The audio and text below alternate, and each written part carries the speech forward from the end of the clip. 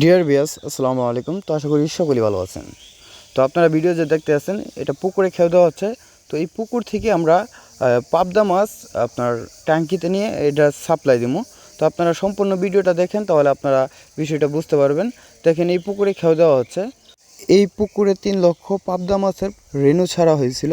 তো এই পুকুর থেকে এখন দেখেন আপনার মাত্র 3000 কেজিতে চলে আসছে এই পাবদা মাছের পোনা।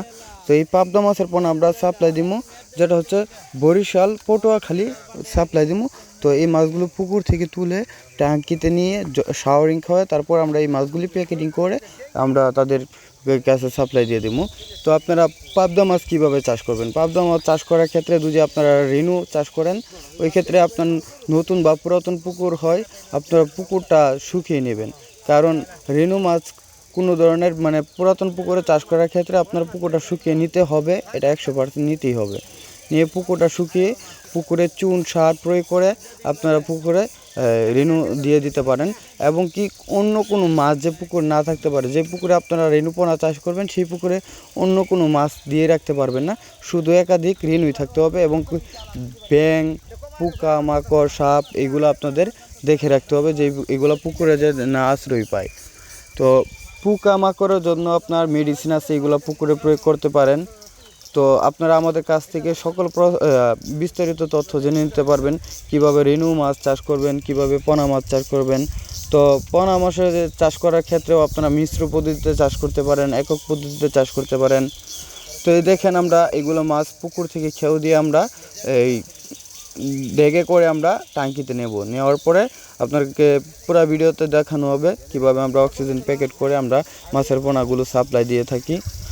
তো আপনারা যারাই মাছ চাষ করেন, আপনারা নেট করবেন যে উন্নত জাতের পোনাগুলো আপনারা সংগ্রহ করে এই মাছগুলো যদি চাষ করতে পারেন, তাহলে ইনশাল্লাহ আপনারা মুনাফা আয় করতে পারবেন।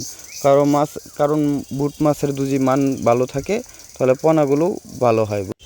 তো যে সকল চাষি ভাইয়ারা রয়েছেন, আপনারা মাছ চাষ শুরু করতে চাচ্ছেন কিন্তু সঠিক পরামর্শ জানেন না, যার কারণে মাছ চাষ করেও আপনারা স্বাবলম্বী হতে পারছেন না।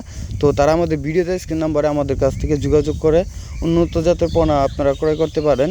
এবং কি সকল ধরনের বিস্তারিত তথ্য আমাদের কাছ থেকে জেনে নিতে পারবেন। মাছের রোগে আক্রান্ত বা পানি দূষিত বা পুকুর প্রস্তুত সকল বিস্তারিত তথ্য আমাদের কাছ থেকে জেনে নিতে পারবেন। তো আমাদের কাছে রয়েছে দেশি ও বিদেশি সকল ধরনের মাছের রেণু ও দানিপানা। তো আপনারা চাইলে আমাদের ভিডিওতে স্ক্রিন নাম্বারে যোগাযোগ করে আমাদের কাছ থেকে মাছের পোনা সংগ্রহ করতে পারেন। এই দেখেন, এগুলো হচ্ছে অক্সিজেন প্যাকেট। তো এইগুলোর মধ্যে আমরা মাছের পোনা সাপ্লাই দিয়ে থাকি। তো এটা হচ্ছে আপনার শাওয়ারিং। তো এখানে মাছ রেখে আমরা মাছকে শাওয়ারিং খাওয়াই। তো শাওয়ারিং খাওয়ানো হচ্ছে আপনার মাছের পেটে যা থাকে সব কিছু বার হয়ে যায়। তো এই মাছটা জার্নি করতে পারে অনেক দূরে। তো আমরা এই প্যাকেটগুলোর মধ্যে অক্সিজেন দিয়ে থাকি, যেটা 24 ঘন্টা মেয়াদ থাকে অক্সিজেনের। 24 ঘন্টার ভিতরে মাছের কোনো ক্ষয়ক্ষতি হবে না বা মাছ মারা যাবে না।